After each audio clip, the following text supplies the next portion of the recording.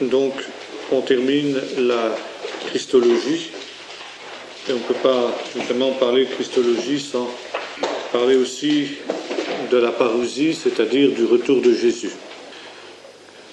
Jésus a promis qu'il reviendrait.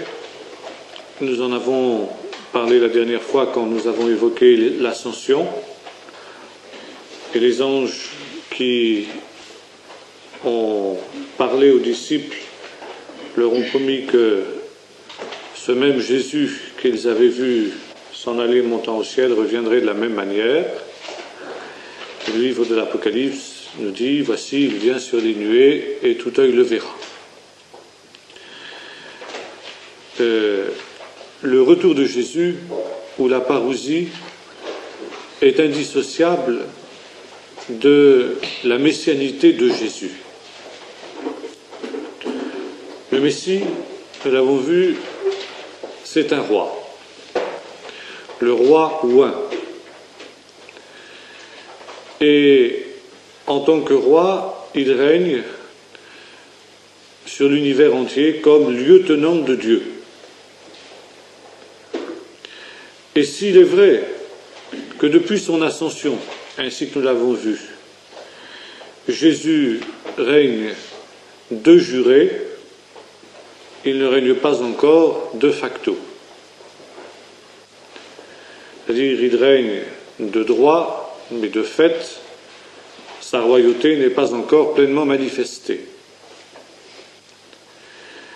Et ce faisant, les Juifs ont beau jeu de nier la messianité de Jésus à partir de l'argument que Jésus n'a pas accompli jusqu'à présent les prophéties messianiques de l'Ancien Testament,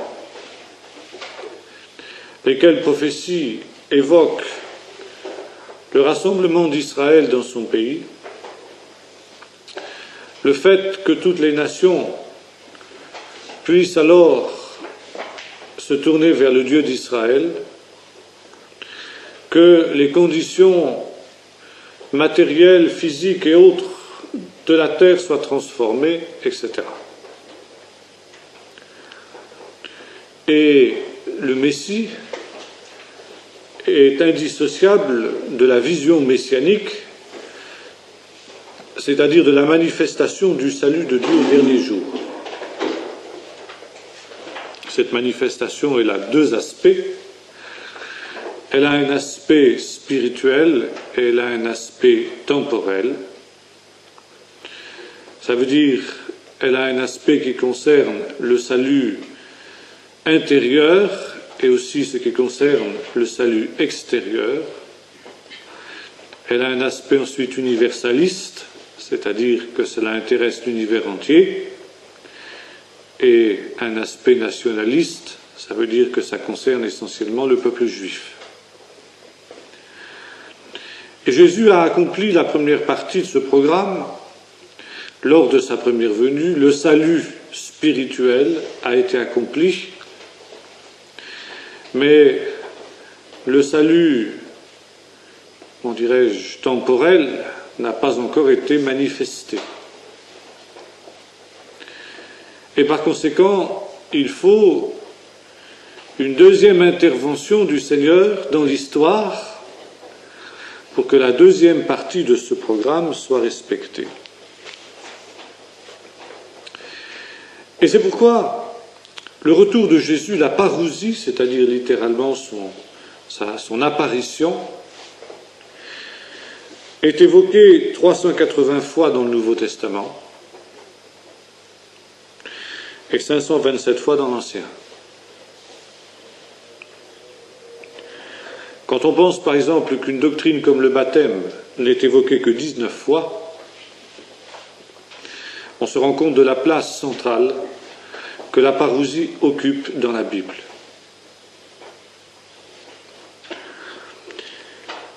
Et c'est la raison pour laquelle on peut s'étonner du peu de place que cette doctrine occupe dans la préoccupation, dans la prédication et dans la vie de l'Église d'une manière générale. En fait, si l'on considère le nombre des allusions qui sont faites à cette doctrine, on peut dire que cette doctrine est quasiment la première du Nouveau Testament.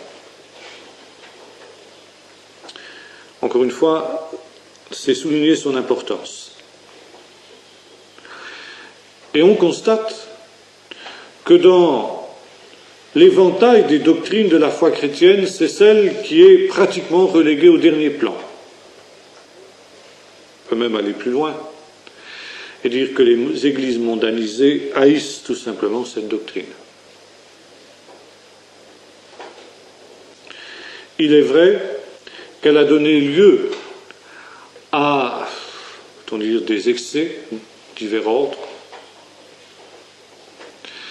Et lorsque l'on évoque la parousie, la doctrine de la parousie, constamment revient le fameux problème de l'an 1000 et des terreurs de l'an 1000 qui ont amené toutes sortes de désordres et de débordements dans l'Europe entière.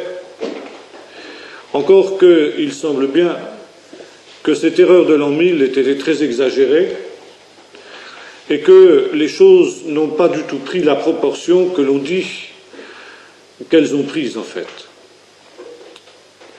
Mais il est facile de montrer que quelle que soit l'importance des terreurs de l'an 1000, ces dernières reposaient sur une doctrine erronée. Et cette doctrine, c'était l'amillénarisme. Ainsi que nous allons avoir l'occasion de voir, il s'agit là d'une fausse doctrine en ce qui concerne le retour de Jésus.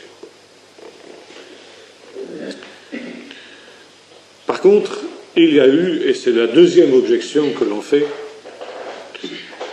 des sectes millénaristes qui, elles aussi, ont terminé dans des débordements. La plus célèbre d'entre elles étant la secte de Münster, qui avait abouti à la prise de cette ville par des anabaptistes, des groupes d'anabaptistes, qui affirmaient que le millénium était arrivé et qui avait entrepris à partir de cette ville, après avoir massacré tous ceux qui n'étaient pas des leurs, d'y créer une ville idéale. Finalement, ça s'était terminé dans le scandale moral et les troupes d'un des princes allemands de la région étaient venus détruire tout ça et massacrer tous les anabaptistes et l'affaire s'était terminée dans un bain de sang. De temps en temps, il y a des poussées millénaristes qui surgissent çà et là, notamment à la fin du siècle, au milieu du siècle dernier aux États-Unis, une fièvre millénariste qui a donné naissance à la secte des adventistes. La secte des Mormons reposait aussi d'une certaine manière sur une espèce de poussée millénariste, etc. Néanmoins, ce n'est pas... Bon, bien sûr, plus près de nous, il y a des témoins de Jéhovah, qui sont d'ailleurs issus des adventistes, qui aussi font régulièrement leur fortune en prédisant la date du retour de Jésus. Il semble que depuis quelques années, ils aient quelque peu renoncé à cette tentative-là, certainement un petit peu échaudés par leurs échecs répétés, mais en son temps, ils n'hésitaient pas à donner des dates précises. En tout cas, ce n'est pas parce que des sectes diverses ont erré à partir d'une doctrine que cette dernière est obligatoirement fausse et qu'elle est à rejeter ou du moins à mettre sous le boisseau. En réalité, nous constatons dans l'histoire de l'Église que cette dernière a vécu les premières décennies de son histoire dans une attente ardente du retour du Seigneur. Déjà, le Nouveau Testament, les épîtres de Paul nous montrent combien était vive cette attente, et même Paul est obligé parfois de un petit peu freiner l'enthousiasme et l'ardeur d'un certain nombre de ces chrétiens, notamment à Thessalonique, qui voyaient ce retour de Jésus comme totalement imminent, qui avaient cessé de travailler, etc. On voit, par exemple, dans des écrits comme ceux d'un homme, dans la Didaché, par exemple, dans les pasteurs d'Hermas, les premiers écrits apostoliques au début du IIe siècle, que cette attente était ardente. Par exemple, il y a dans la Didaché un texte où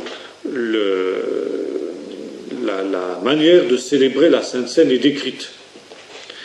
Et l'officiant, le président de la Sainte Seine, celui qui préside la Sainte Seine, est invité à dire, eh bien, de même que les épis qui étaient autrefois dispersés sur les collines et que les grappes qui étaient autrefois dispersées sur les collines sont maintenant rassemblées sur cette table, dans ce pain et dans ce vin, qu'ainsi, Seigneur, tout ton peuple soit bientôt rassemblé dans ton royaume de toutes les extrémités de la terre.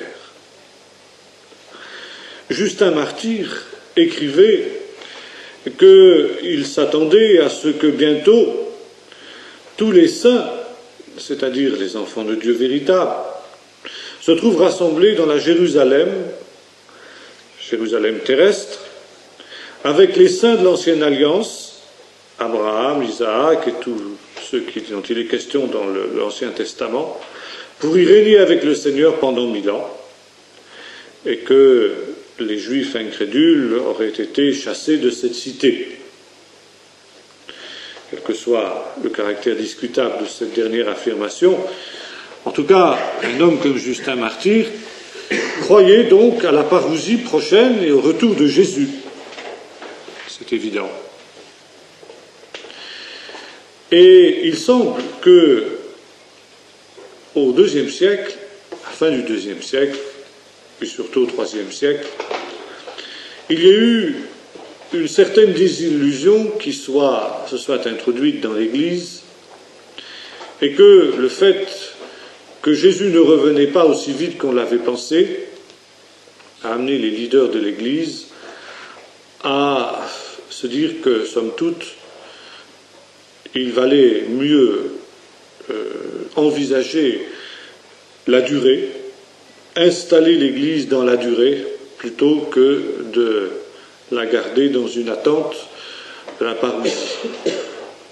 Et c'est cette évolution qui, au IVe siècle, a conduit au constantinisme, l'Église qui a fait alliance avec l'Empire, et à partir du moment où cette alliance a été accomplie, l'espérance du retour du Seigneur a été reléguée à l'arrière-plan.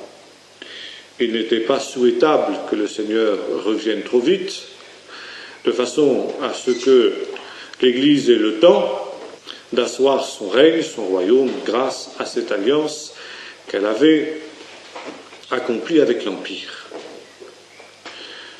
Quelque temps plus tard, la boucle était bouclée avec Augustin, lequel a réinterprété l'Apocalypse dans ce domaine, disant que le millénium n'était pas à attendre dans un futur à venir, mais que le millénium était venu à partir du moment où il y avait eu cet accord entre l'Église et l'État.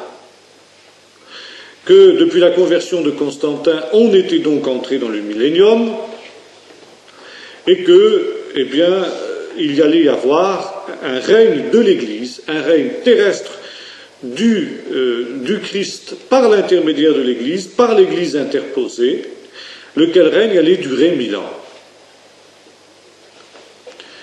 Et c'est pourquoi, à la fin de ce premier millénaire, justement, il y a eu ces fameuses terreurs de l'an 1000, car au bout du millénium, c'était la fin du monde. C'était le jugement dernier. C'était le ciel nouveau et la nouvelle terre.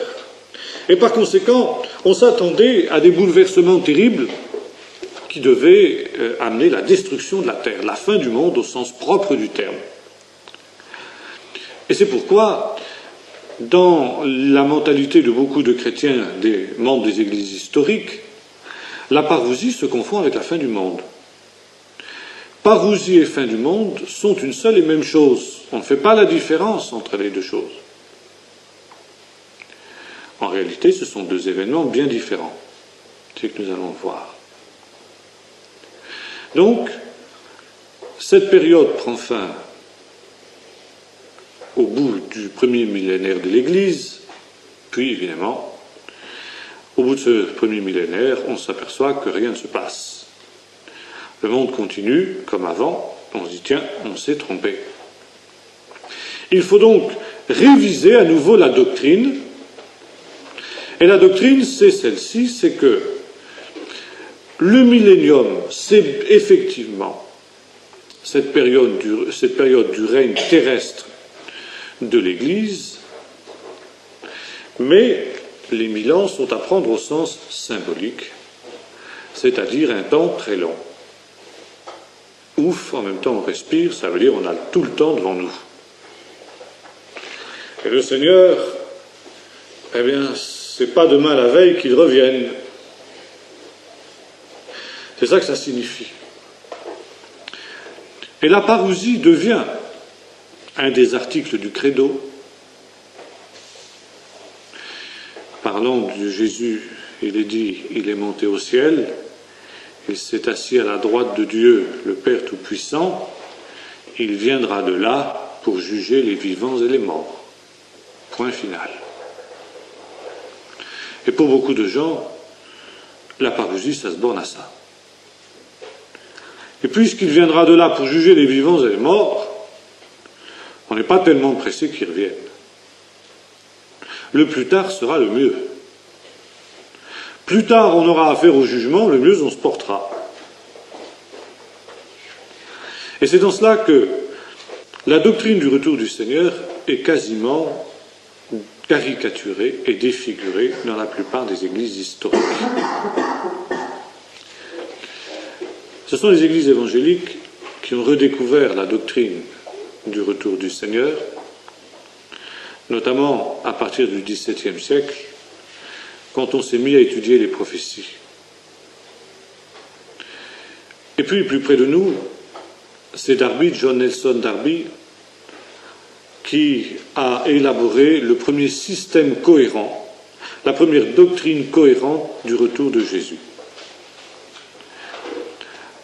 La doctrine de Darby, dite doctrine dispensationaliste, n'est pas dépourvue de mérite, et le mérite essentiel qui est le sien, c'est d'avoir réaffirmé effectivement que Jésus revient, mais elle a aussi ses limites, ainsi que nous allons le voir. Néanmoins, ce retour de Jésus, cette parousie, d'abord, avant d'en définir les modalités, il faut définir sa réalité. Jésus revient-il et comment? Pour beaucoup de gens, ce n'est pas évident. Pour beaucoup de chrétiens, dans les églises historiques en particulier. Et à ce niveau-là, il y a eu de nombreuses tentatives d'explication qui ont été données pour dire, en quelque sorte, qu'il ne fallait pas s'attendre à un retour corporel de Jésus. Et il y a une doctrine un peu étrange, plutôt une explication un peu étrange, qui dit que le retour de Jésus, c'est la mort. La mort, quand vient la mort pour chacun d'entre nous, à notre heure, c'est Jésus qui revient. C'est Jésus qui revient pour celui qui meurt. Le chrétien, bien sûr. Bon, c'est déjà pas tellement encourageant à ce moment-là. Même si la mort, évidemment, est une ennemie vaincue. Mais on se rend bien compte qu'ici, cette doctrine-là ne peut pas du tout cadrer avec les textes. Ce Jésus que vous avez vu s'élever au ciel reviendra de la même manière. La mort ne vient pas tout à fait comme Jésus est parti. Voici, il vient sur les nuées, tout œil le verra. Quand la mort vient, tout le monde ne le voit pas. Tout le monde ne voit pas Jésus venir. Celui qui meurt, peut-être voit Jésus venir, mais tous les autres, non. Deuxièmement, il est question de la venue de Jésus au son de la trompette, au son de la voix de l'archange. Bon, quand la mort vient, ce n'est pas tellement au son de la trompette, ni au son de la voix de l'archange. Ensuite, la venue de Jésus précède la résurrection. Donc automatiquement, c'est une contradiction. Celui qui meurt, par définition, il ne ressuscite pas. On ne peut pas à la fois vivre une chose et son contraire. La mort n'est pas la résurrection, ou alors je ne sais pas ce que c'est que la résurrection. Ensuite, Paul nous dit que le dernier ennemi qui sera vaincu, c'est la mort. Donc la mort est une ennemie. Et la mort doit être vaincue. Par conséquent, il n'est pas possible de constater ou d'affirmer que lorsque un chrétien meurt, c'est la parousie pour lui. Deuxième doctrine erronée, la parousie, le retour de Jésus, c'est la venue du Saint-Esprit. Jésus a dit « Je m'en vais, mais je reviendrai, et je vous enverrai un autre consolateur. » Par conséquent, quand un homme se tourne vers Jésus dans la foi et que le Saint-Esprit vient habiter son cœur, c'est la parousie pour lui. Mais là aussi, on voit tout de suite que cette doctrine, pour séduisante qu'elle soit, ne peut pas cadrer du tout avec les textes. Jésus dit qu'il envoie effectivement le Saint-Esprit, mais comme un substitut pendant le temps de son absence. Et que son absence a pour but, nous lisons ça dans Jean 14, de préparer pour les siens une place, afin de revenir les prendre avec lui pour que là où il est, il soit aussi.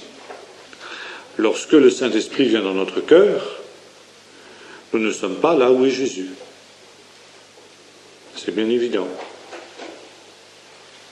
D'autre part, nous pourrions reprendre du Saint-Esprit ce que nous disions pour la mort. Le Saint-Esprit ne vient pas au son de la trompette ni de l'archange. Le Saint-Esprit ne vient pas sur les nuées du ciel, en sorte que toutes les tribus de la terre le voient et se lamentent à cause de lui. Par conséquent, la parousie est véritablement autre chose. Il y a une unanimité dans les premiers siècles de l'Église, nous l'avons vu, pour attendre un retour corporel de Jésus. Comment s'accomplira ce retour de Jésus?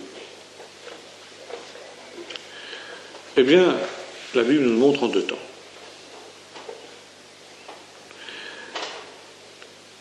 Paul nous dit, il reviendra pour ceux qui l'attendent pour leur salut. Et Jésus lui-même donne quelques indications sur la manière dont se fera son retour.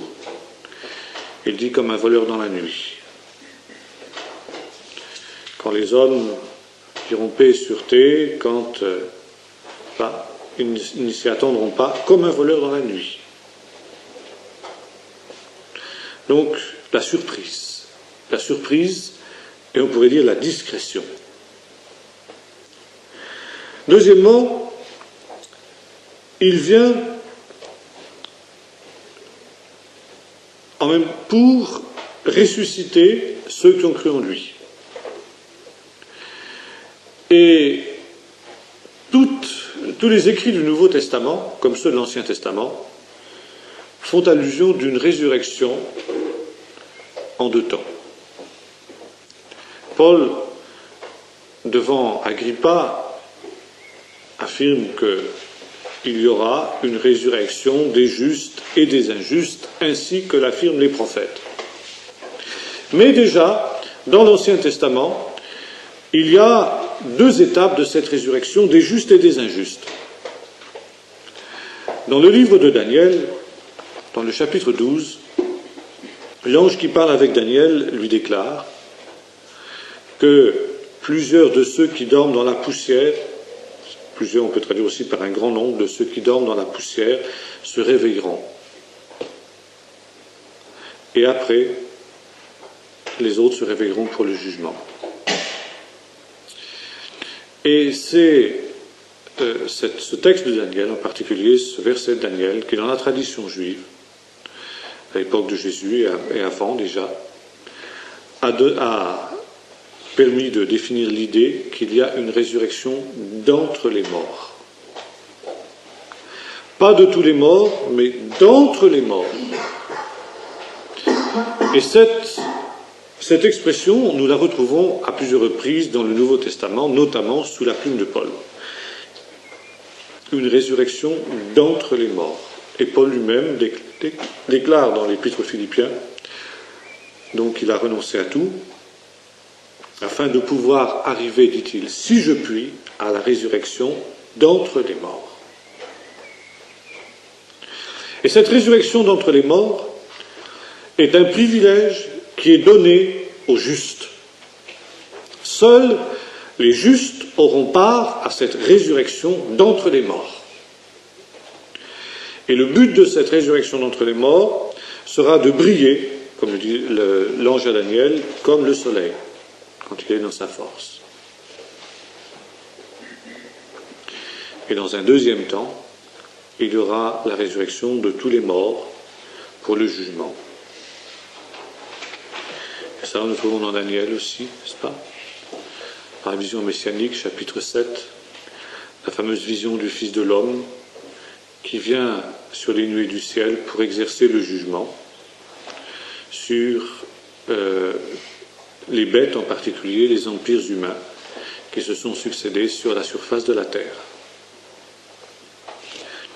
Et c'est à partir de cela que la tradition juive a considéré que la venue du Messie donnerait le signal de cette résurrection d'entre les morts, d'abord. Et qu'une des raisons d'être de la venue en gloire du Messie, venue en gloire qui est décrite selon la vision de Daniel, chapitre 7, le Fils de l'homme, c'est-à-dire le Messie, qui vient sur les nuées du ciel, avec puissance et une grande gloire, comme dira Jésus, ou encore, selon l'interprétation du psaume 110, dont nous avons parlé ensemble la dernière fois, le Messie comparé à Melchizedek, qui est assis sur son trône, selon ce que nous lisons dans Daniel 7, et qui exerce la royauté, jusqu'à ce qu'il fasse de ses ennemis son marchepied. Donc, il anéantit les ennemis de Dieu par sa venue. Et notamment, il anéantit la puissance de la mort. Et on trouve ça aussi dans Ésaïe 24. Le Seigneur prépare sur tous les peuples, pour tous les peuples, sur une haute montagne, un festin, etc. Et sur cette montagne, il anéantit la mort pour toujours. Il essuie les larmes de tous les yeux. Par conséquent, la venue du Messie, la parousie, est directement liée à la résurrection. La première venue de Jésus n'échappe pas à cette loi. La venue de Jésus est liée à la première victoire et la victoire décisive sur la mort, en ce sens que Jésus est le premier-né d'entre les morts, dira l'apôtre Paul. Mais lors de sa venue aura lieu la résurrection d'entre les morts. L'Apocalypse reprend cette pensée quand il parle de la première résurrection. Et Jean voit les âmes des martyrs, de ceux qui ont été décapités à cause du Messie.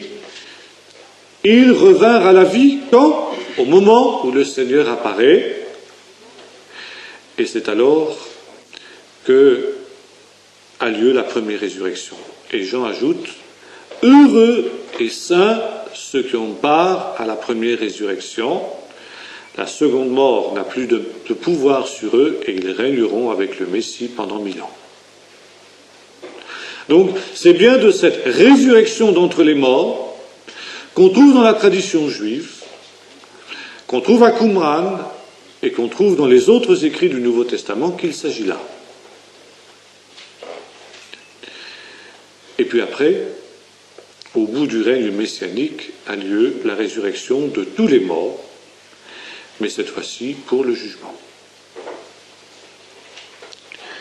Donc, première chose, le Messie revient pour ressusciter les morts.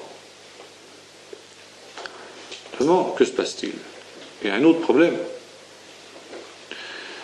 C'est que quand le Messie viendra, tous les justes ne seront pas morts. Il y en aura qui sont vivants à ce moment-là. Qu'est-ce qui va se passer pour cela? C'était la question que les Corinthiens posaient à Paul. Et si par hasard on est vivant, nous, quand le Messie viendra, qu'est-ce qui va nous arriver? Paul dit, vous inquiétez pas. Quand cet événement se produira, les morts, dit-il, en Christ, les morts bienheureux ressusciteront premièrement, mais les vivants qui seront restés pour l'apparition du Seigneur seront transformés en un instant, littéralement le grec dit dans un atome de temps, et ensemble, vivants, transformés et morts ressuscités, seront enlevés à la rencontre du Seigneur dans les airs. Par conséquent, il y a ici une rencontre dans les airs, à mi-chemin, si j'ose dire, entre le ciel et la terre. D'un côté, il y a le Seigneur qui descend, et de l'autre, il y a les justes qui montent automatiquement. Quelque part au milieu, il y a rencontre.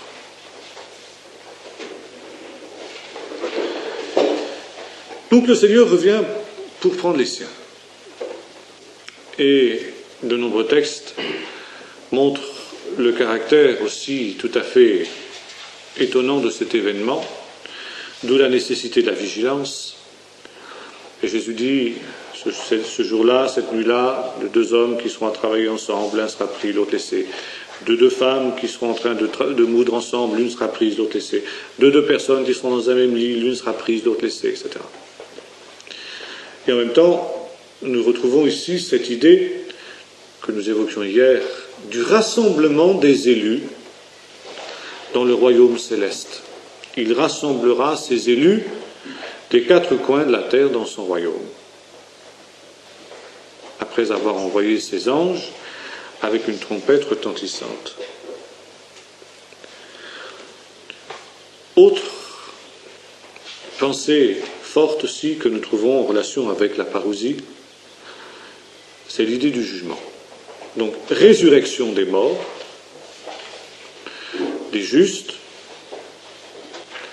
et puis aussi jugement des nations. Et là, je vous renvoie à Daniel 7, la vision du Fils de l'homme, les morts ressuscitent, mais en même temps, des trônes sont placés, et le Fils de l'homme reçoit le pouvoir de juger les nations. Et le retour de Jésus dans le Nouveau Testament reprend cette idée d'un jugement eschatologique des nations. Nous voyons cela aussi, par exemple, dans Joël, le livre de Joël, n'est-ce pas, où il est question du rassemblement des nations dans la vallée de Josaphat, ça veut dire justement la vallée du jugement, que la tradition juive ultérieure a assimilé avec la vallée du Cédron. Pourquoi il y a sur les pentes des deux côtés, sur le mont des Oliviers et sur le mont du Temple, tous les cimetières qui sont là, parce qu'on peut être là, à l'endroit où va se produire l'événement, au moment de la résurrection. En tout cas, que ce soit là ou que ce soit ailleurs, la Bible ne nous le dit pas de manière explicite, il y a donc un jugement des nations. Et ce jugement des nations, nous le retrouvons aussi dans le Nouveau Testament. Matthieu 25 en particulier. Quand le Fils de l'homme, c'est un des textes qui est le plus mal compris celui-là, quand le Fils de l'homme viendra avec tous ses anges dans sa gloire, il rassemblera toutes les nations autour de lui, il séparera les uns d'avec les autres, comme un berger le fait il sépare les brebis et les boucs, il mettra les brebis à sa droite et les boucs à sa gauche, il dira aux uns, venez, bénis de mon Père, prenez possession du royaume qui vous a été préparé, car j'ai eu faim, et vous m'avez donné à manger, j'ai eu boire. Et aux autres, il dira, allez dans le feu éternel qui est préparé pour le diable et pour ses anges, car j'ai eu faim, vous ne m'avez pas donné à manger, j'ai eu soif, vous ne m'avez pas donné à boire, etc. Je dis c'est un des textes qui est le plus mal compris, parce que c'est un petit peu le cheval de bataille aujourd'hui de toute la nouvelle théologie. C'est la vision horizontale. Dieu est dans l'autre, Dieu c'est l'autre. Et on parle de cette parole de Jésus, chaque fois que vous avez fait ou vous n'avez pas fait ces choses aux plus petits de mes frères, c'est à moi que vous les avez faites ou que vous ne les avez pas faites. Donc, Dieu est dans l'autre. D'ailleurs, c'est un sabellianisme assez poussé au point de vue doctrinal, parce que là, on n'est pas dans une vision tout à fait trinitaire, n'est-ce pas? Il y a une sacrée confusion entre Jésus et Dieu, mais enfin, passons. Donc, Dieu est dans l'autre. Je découvre Dieu, non pas au ciel, mais dans l'autre. Par conséquent, dans le prolétaire, le misérable, etc. Bon. Il y a un peu de vrai, mais on pousse ça à l'extrême. Et par conséquent, on revient ici exactement à l'idée du salut par les œuvres. C'est le jugement de tout homme qui est ici défini, y compris des chrétiens. Donc on a intérêt à aider au maximum de faire le plus d'œuvres sociales possible pour pouvoir être sûr d'entrer dans le royaume, dans le ciel. Or là, il nous faut reprendre absolument Daniel 7. C'est Daniel 7 qui nous donne la compréhension, la clé de compréhension de ce texte. Jésus manifestement ici commentait Daniel 7, la vision du Fils de l'homme. Or, la vision du Fils de l'homme, nous avons vu, il y a deux choses. Il y a le sort des justes, et le sort des justes, il est tout à fait différent. Le sort des justes, c'est la résurrection. Et pas question de jugement pour les justes. Et à plusieurs reprises, Jésus dira cela. Celui qui croit en moi, eh bien, il est passé de la mort à la vie, il ne vient pas en jugement. Il n'y a pas de jugement, dit Paul, il n'y a pas de condamnation pour ceux qui sont en Jésus-Christ. Et si jugement il y a, et il y a, c'est un jugement d'un autre ordre, comme le montre l'apôtre Paul dans la 2e épître aux Corinthiens, c'est un jugement pour des récompenses, mais pas pour déterminer qui est sauvé ou qui est perdu. C'est déjà fait. C'est déjà fait par le choix que ces justes ont fait quand ils ont reçu Jésus-Christ dans leur cœur. Et par l'autrement, c'est nier complètement le salut par grâce. Alors, qui ce jugement concerne-t-il? Encore une fois, Daniel 7 nous le montre, les nations. Les païens, nations et païens, c'est le même mot en hébreu, et en grec aussi. Les païens, par définition, c'est ceux qui n'ont pas reçu Jésus. C'est ceux-là qui sont rassemblés devant le trône du Fils de l'homme et qui vont être jugés pour entrer, non pas dans le ciel, dans le royaume messianique. Ça veut dire dans le millénium. Et quel va être le critère du jugement? Justement, ce que Jésus définit, leur attitude vis-à-vis de ceux qu'il appelle les plus petits de ses frères, dans lesquels, c'est vrai, on peut voir par extension tout homme, mais d'abord, c'est quelque chose de très précis. Ses frères, c'est d'abord ses disciples. C'est ses disciples qui étaient en prison. C'est ses disciples qui étaient qui avaient faim, qui avaient soif, qui étaient nus. Et puis aussi son peuple, le peuple d'Israël, persécuté, dispersé. Et enfin, si on veut, par extension, je ne suis pas contre tout homme qui souffre. Donc ici, c'est quelque chose de tout à fait différent. Nous ne sommes pas ici au jugement dernier. C'est le jugement préliminaire avant d'entrer dans le royaume messianique ou pas.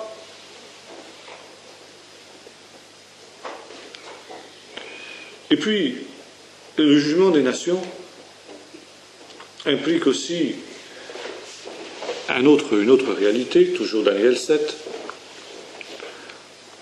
c'est le jugement des bêtes, et notamment de la bête, la quatrième bête la plus terrible, celle qui avait lutté contre Dieu et contre son Messie. Et un des buts essentiels du jugement du Fils de l'homme, c'est le jugement de cette fameuse bête. Et dans le livre de l'Apocalypse, cette bête, cette quatrième bête de Daniel, est assimilée avec l'Antichrist et avec son royaume. Et l'Apocalypse nous donne beaucoup plus de détails que n'en fait Daniel sur cette quatrième bête. Elle a deux aspects. Elle a un aspect politique et un aspect spirituel, la bête qui monte de la mer et la bête qui monte de la terre. Mais le résultat est le même. Le résultat, c'est que c'est la fin du royaume de l'Antichrist. Et Paul nous dit cela dans la deuxième aux Thessaloniciens, quand il nous parle de l'avènement du Seigneur. Il dit « Alors paraîtra l'impie que le Seigneur Jésus anéantira du souffle de sa bouche » et c'est une allusion ça à Ésaïe 11, « de sa bouche, du souffle de sa bouche, il fera périr le méchant, il fera périr l'impie, et l'impie c'est donc l'Antichrist, et qu'il anéantira par l'éclat de son apparition, par l'éclat de son avènement, dit l'apôtre Paul. C'est donc la parousie qui mettra fin au royaume du méchant, avec l'idée qu'on trouve déjà en tradition juive qu'avant la venue du Messie, le royaume du méchant, qui est donc sous la domination du prince de ce monde, de Satan, arrivera au paroxysme de sa méchanceté. Dans le temps de la fin, comme l'a dit le prophète Malachi, la différence entre le juste et le méchant apparaîtra nettement. Ça veut dire que le méchant deviendra de plus en plus méchant et le juste deviendra de plus en plus juste. On trouve ça en Apocalypse aussi. Que celui qui est saint se sanctifie encore et que celui qui est souillé se souille encore. C'est-à-dire qu'il y a consommation des deux mystères, le mystère du mal, le mystère de l'iniquité dont parle aussi l'apôtre Paul, dans l'Épître aux Thessaloniciens, mystère de l'iniquité qui est en germe et qui arrive dans sa plénitude, à son apogée, au moment de la venue du Messie, et puis le mystère de Dieu, le mystère des élus de Dieu, qui aussi arrive à leur plénitude à cette même époque-là. Et par conséquent, la parousie met fin à ce royaume du méchant. Et c'est un des buts de la parousie. Comme disent les justes quand ils prient dans l'Apocalypse, il s'agit de détruire ceux qui détruisent la terre et d'arracher tous les scandales et tous ceux qui sont les fauteurs de troubles et d'iniquité. Jésus a donné aussi une autre parabole pour illustrer cela. C'est la parabole du bon grain et l'ivraie. Quand il montre que le bon grain et l'ivraie poussent ensemble dans le même champ. Et que pendant tout un temps, aussi longtemps qu'ils ne sont pas arrivés à maturité, on ne peut pas les arracher. On ne peut pas arracher l'ivraie, parce qu'on risquerait d'arracher le bon grain, parce qu'on ne peut pas faire la différence. Le blé en herbe ressemble à l'ivraie en herbe. Et Jésus explique par là pourquoi il ne peut pas intervenir avant que les deux mystères soient arrivés à maturité. Mais quand il y aura cette maturité, alors à ce moment-là, il y aura le grand tri. Et dans l'Apocalypse, nous retrouvons cela. Lance la faucille, dit l'ange au Messie, car la moisson de la terre est mûre. Et la terre fut moissonnée. C'est-à-dire que tous ceux qui commettent les scandales sont éliminés, sont arrachés, car il n'y aura pas dans le royaume messianique de fauteurs de troubles. Et le Messie des psaumes est celui qui élimine du pays les méchants. C'est en cela qu'il est le roi juste. Et par conséquent, au moment où le Messie inaugure son règne messianique, il élimine les méchants. Il élimine les méchants qui n'ont pas voulu se repentir, et c'est le but du jugement, le jugement dernier. Le jugement de Matthieu 25 a ce but.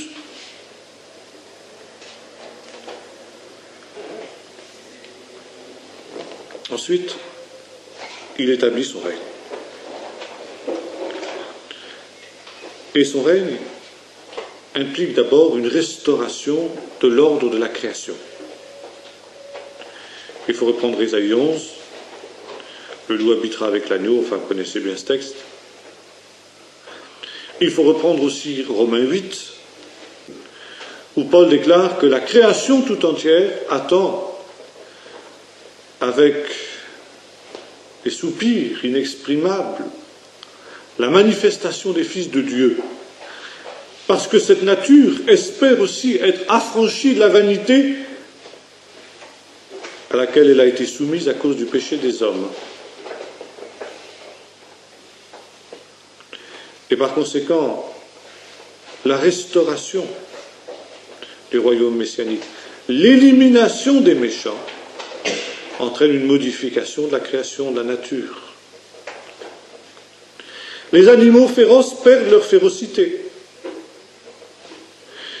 Il y a vraisemblablement aussi une modification du cycle des saisons, je ne sais, des végétaux, etc. Il y a une restauration de la nature et finalement tous les problèmes de pollution. La seule solution à ces problèmes de pollution, sans vouloir faire du jeu de mots, c'est la parousie, c'est le retour du Seigneur. La seule solution est celle-là. Et c'est alors que commence le règne messianique. Ce que Darby avait appelé le millénium. Darby avait eu le mérite, en effet, de voir essentiellement ces différents points. Peut-être pas d'une manière aussi structurée que ce que nous avons fait ce soir, mais il en avait compris l'essentiel. Donc, un règne millénaire, un règne de 1000 ans terrestre, sur cette terre-ci, sur une terre qui est renouvelée, qui est transformée, qui finalement est fort différente de la terre telle que nous la connaissons aujourd'hui, mais un règne qui a lieu sur cette terre-ci. Depuis Jérusalem, qui est redevenu le centre du monde. Depuis le peuple d'Israël qui est rassemblé dans son pays pour sa mission eschatologique, qui est de faire connaître le Seigneur, le nom du Seigneur, au monde entier. Car l'univers sera rempli de la connaissance de l'Éternel comme le fond de la mer par l'eau qui la couvre, dit le prophète. Et de nombreux textes prophétiques montrent dans les derniers temps la centralité de Jérusalem et le pèlerinage eschatologique des nations à Jérusalem au temps de la fin. Ésaïe 2, Michée 4, il arrivera à la fin des temps que la montagne, la maison du temple de l'Éternel sera élevée au-dessus de toutes les montagnes, et tous les peuples y afflueront. Ils diront, montons à la temple de l'Éternel pour qu'il nous enseigne ses voies, qu'il nous enseigne ses statuts, car de Sion sortira la Torah, et de Jérusalem la parole de l'Éternel. Il sera l'arbitre des nations nombreuses, de leurs lances ils forgeront des oyaux et de leurs épées des cèpes. Une nation ne tirera plus l'épée contre une autre et l'on n'apprendra plus la guerre. Donc c'est la fin de toute guerre entre les nations qui vont chercher à connaître Dieu. Et pour cela, elles viennent à Jérusalem, vers le peuple qui va leur enseigner les choses de Dieu. Zacharie 14, toutes les nations qui resteront à la fin, après que l'Éternel aura accompli ses jugements, monteront tous les ans à Jérusalem pour y chercher l'Éternel et y célébrer la fête des tabernacles. Il n'y aura plus de temple à Jérusalem, parce que toute la ville sera un temple.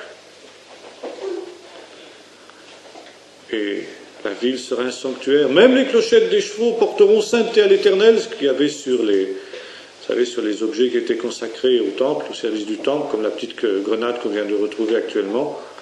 Saint pour les prêtres, c'est marqué, sainteté à l'Éternel. Même les clochettes des chevaux porteront cette inscription, à cette époque-là, nous dit le prophète Zacharie. Et puis de Sion sortira la Torah. Et il y aura des missionnaires qui iront vers toutes les nations de la terre. Et c'est pourquoi Israël a été dispersé parmi toutes les nations. Les Juifs de France iront évangéliser les Français. Les Juifs russes iront évangéliser les Russes, etc., etc. Et puis ensuite, ce temps sera un temps où les conditions de vie seront transformées. Ça ne veut pas dire que la mort aura disparu. Mais la durée de la vie humaine sera considérablement allongée, certainement comme c'était avant le déluge, presque 1 millier d'années, car le prophète nous dit que celui qui mourra à 100 ans mourra jeune, sera considéré comme mourant jeune. C'est-à-dire que ce sera une anomalie. Ce sera une anomalie, comment? Pas parce qu'il y aura un jugement de Dieu. Satan sera lié, il n'y aura plus de tentateurs, mais éventuellement il y aura des hommes méchants. Car le règne millénaire sera un règne autoritaire. Il pètera les nations avec une verge de fer. Il les brisera comme on brise un vase de potier, dit le psaume 2. Ça veut dire que les récalcitrants seront mis au pas. Seront mis au pas sans douceur. Et ceux qui s'obstineront dans leur rébellion seront éliminés. Et c'est ainsi qu'on voit qu'on n'est pas encore à la fin. Le règne messianique est un règne transitoire. Le règne messianique, ou le millénium, ou encore le royaume de Dieu, c'est un règne transitoire. Et déjà, la tradition juive avait reconnu cela. La tradition juive fait la différence, si vous lisez le Talmud, c'est très clair, entre les Yimei HaMashiach, les jours du Messie, et puis Haolam Haba, le monde qui vient. Différence, on appelle Haolam Hazé, ce monde-ci, c'est-à-dire le monde actuel, et Haolam Haba, le monde qui vient. Bon, les traducteurs du Nouveau Testament, les apôtres, quand ils ont écrit pour les Goyim, pour les païens qui ne connaissaient pas ces expressions-là, les ont transcrites. Yimei HaMashiach, ils ont traduit ça, ou Jésus l'a fait déjà, par royaume de Dieu. À l'époque de Jésus, on employait cette expression aussi. Et puis, Haolam Haba, ils ont traduit ça par la vie éternelle. Mais c'est exactement la même chose. La vie éternelle, c'est-à-dire quelque chose qui est au-delà de l'histoire, qui est au-delà de cet univers-ci, et qui est le terme de l'histoire. Ce que l'Apocalypse appelle le ciel nouveau et la nouvelle terre. Mais entre les deux, il y a le règne messianique. Et les rabbins n'étaient pas d'accord exactement discuter pour savoir combien de temps durait le règne messianique. Alors ça allait de 40 ans à 7000 ans à peu près, selon les opinions diverses des rabbins. Mais l'opinion la plus répandue, c'était que le règne messianique durait 1000 ans. Par conséquent, ici, c'est tout à fait cohérent avec le livre de l'Apocalypse. Et c'est pourquoi, aujourd'hui, les amillénaristes qui nient la réalité du règne millénaire de Christ ignorent la tradition juive et par conséquent n'ont pas la clé pour comprendre le livre de l'Apocalypse. Et au bout des 1000 ans, nous dit le livre de l'Apocalypse, Satan est relâché pour un peu de temps. Et pourquoi cela? Eh bien, tout simplement, parce que pendant le règne millénaire, les hommes continueront bien sûr à vivre la vie normale, bien que tout à fait différente de celle qu'on vit actuellement. Il y aura une foule de gens qui naîtront pendant le millénium. Ah, vous allez me dire cela, dommage que moi je ne sois pas né sous le millénium, parce que ceux qui vont naître pendant le millénium, ils vont être drôlement avantagés. Ils ne sauront pas ce que c'est que la souffrance, ils ne sauront pas ce que c'est que la tentation, ils ne sauront pas ce que c'est les conditions difficiles. Bah, dites donc, drôlement bien, hein. Ils sont sur des rails. Et surtout, ils ne savent pas ce que c'est que la tentation. Eh bien, justement, il faut qu'eux aussi, ils puissent savoir ce que c'est que la tentation, avant d'entrer dans le monde qui vient, dans la nouvelle Jérusalem. Et c'est pour que ces gens-là ne soient pas avantagés par rapport à ceux qui sont nés avant eux, que Satan est relâché au bout des 1000 ans. Et là se produit quelque chose de tout à fait étonnant. Ces gens qui ont vécu dans les conditions paradisiaques, qui ont vécu dans les conditions, finalement, dans lesquelles tout homme rêverait de vivre, quand Satan est relâché, la majorité d'entre eux se révoltent à nouveau contre Dieu. Là, les bras en tombent. Mais comment c'est possible? Et en même temps, ici, ça montre la justice de Dieu. C'est la justification de la manière de se conduire de Dieu quand il a dit « Tout homme est jugé à cause du péché d'Adam ». Ah, on me dit « Mais ça, c'est quand même pas possible ». Parce que moi, si j'avais été à la place d'Adam, c'est pas certain que moi je me serais révolté comme Adam avait fait. Alors c'est pas normal que moi, je subisse les conséquences du péché d'Adam. Eh bien la réponse de Dieu, elle est là. Les hommes qui ont vécu dans les conditions où était Adam, parce que les 1000 ans, ce sera le paradis terrestre, ce sera l'Éden. Eh bien, ces hommes qui se retrouvent dans les conditions où était Adam, et qui se trouvent confrontés à la tentation avec laquelle Adam s'est confronté, suivent le même chemin que lui. Donc Dieu est parfaitement juste quand il juge les hommes à cause du péché d'Adam.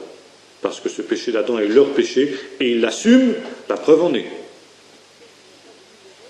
Et c'est pourquoi s'il n'y a pas de millénium, et il n'y a pas non plus de manifestation de la justice de Dieu.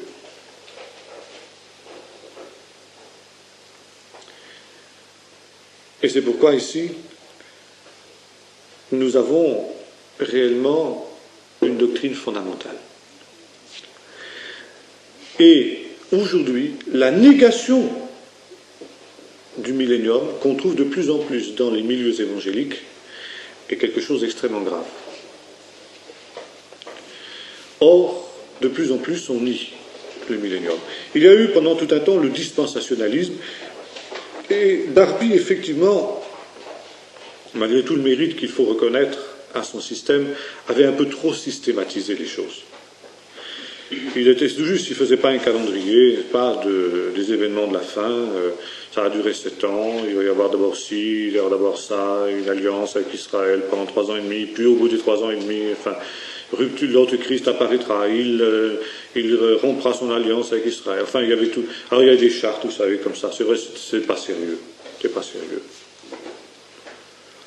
Et encore aujourd'hui, dans certains milieux évangéliques, on discute à perte de vue, et encore ces derniers temps, vous savez, sur la reconstruction du temple de Jérusalem. Il faut que le temple soit reconstruit pour que l'Antéchrist puisse s'installer dedans, etc. Alors il y en avait qui avaient été jusqu'à vouloir faire sauter les mosquées pour permettre aux Juifs de reconstruire le temple pour que l'Antichrist puisse venir. Enfin, vous voyez le genre, c'est du véritable zélotisme.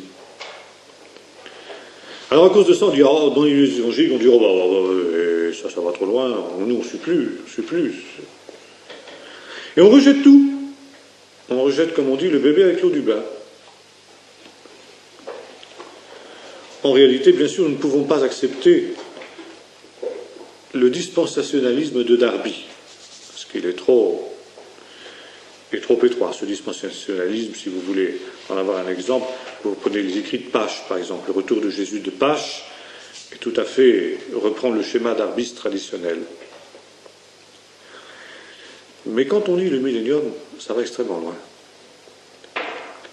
Car, ou bien alors, on est post-millénariste. Ça veut dire qu'on croit que Jésus revient après le Millénium, et encore une fois, nous sommes dans le Millénium à ce moment-là, et on reprend la thèse qui est celle d'Augustin, et qui est celle aujourd'hui de l'Église catholique, en gros, grosso modo. Si vous prenez la Bible de Jérusalem, par exemple, les notes sur le Millénium dans l'Apocalypse exposent en gros cette doctrine.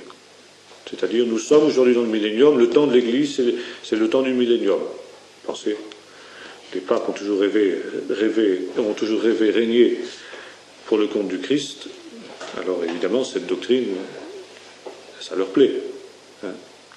Mais nombreux sont les protestants aussi aujourd'hui qui adoptent cette théorie-là. Protestants historiques, mais aussi de plus en plus d'évangéliques. Ou alors on est carrément amillénariste, ça veut dire on ne croit pas du tout au millénium, et ça veut dire que l'homme va lui-même créer le millénium par le progrès. Le progrès avec un grand P. Voilà, vous allez me dire, il n'y a pas besoin de Jésus dans ça. Si. Il y a besoin de Jésus parce que Jésus a déjà vaincu toutes les puissances du mal qui s'opposent au progrès. Et par conséquent, maintenant, on peut travailler au progrès et en sachant que le progrès va réussir. Mais alors, il n'y a pas besoin des chrétiens. Les marxistes feront si bien l'affaire. Non, parce que les chrétiens vont être le moteur, parce qu'eux, ils connaissent. Ils peuvent introduire les principes spirituels et moraux du progrès. Les marxistes, eux, ils vont introduire les progrès scientifiques. Mais les chrétiens vont introduire les progrès spirituels et moraux. Ils ont du boulot à faire, remarquez bien en ce moment, parce que, point de vue progrès moral, c'est pas tellement évident, hein. Mais enfin, aussi aberrant que ça puisse paraître, c'est aujourd'hui la doctrine qui est proférée par de nombreux évangéliques, même dans notre pays. La faculté évangélique de Vaud, par exemple, avec son doyen, le professeur Blocher, Henri Blocher, professe ça. L'Institut biblique de Nogent aussi. L'Institut biblique d'Emmaüs en Suisse aussi. Pacht, qui en a été directeur en son temps, doit se retourner dans sa tombe. Mais on en est là. On en est là. Alors c'est une dérive extrêmement inquiétante. Car finalement, on rejoint ici les marxistes. On rejoint un évangile social. On rejoint ici, comment dirais-je, une vision d'un messianisme uniquement terrestre, socialiste, en fin de compte. Et le christianisme devient une force d'appoint du socialisme, et donc il faut un engagement socio-politique pour pouvoir être véritablement chrétien. C'est une déviation totale de l'Évangile. Je pourrais dire que c'est même la religion de l'Antéchrist, la religion du Conseil œcuménique des Églises, et en fin de compte, ce qui sera la grande prostituée. Et c'est pourquoi ici la doctrine de la parousie est une doctrine essentielle.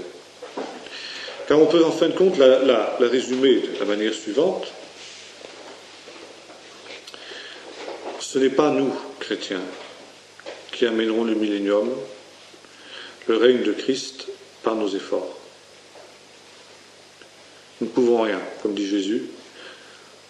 De la même manière que le laboureur qui a semé dans son champ, qu'il veille ou qu'il dorme, ça ne changera rien du tout. Ça ne fera pas lever la semence plus vite, et ça ne la fera pas non plus lever moins vite. Qu'il veille ou qu'il dorme, ça ne change rien. En son temps, ça apparaîtra, ça germera. Mais alors, c'est démobilisateur? Non. Parce que ce que nous avons à faire, c'est d'être des témoins de cette réalité-là, des signes, de ceux qui déjà vivent des réalités spirituelles du royaume. Et c'est toute la dimension des béatitudes. Le royaume des cieux s'est approché. Et les violents, ceux qui ont usé de violence, peuvent déjà entrer dans ce royaume, peuvent déjà vivre ici-bas les signes de ce royaume. Et c'est finalement ce qu'en tant que chrétiens nous avons à être.